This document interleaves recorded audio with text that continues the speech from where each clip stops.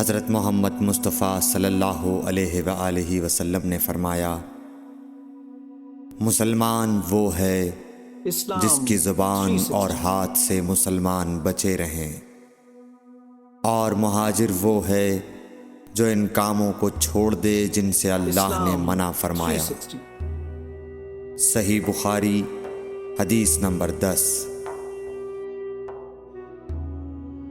लोगों ने पूछा, या रसूल अल्लाह, कौन सा इस्लाम अफजल है?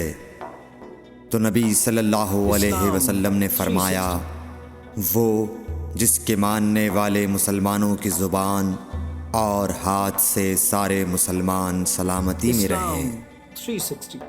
सही बुखारी हदीस नंबर 11।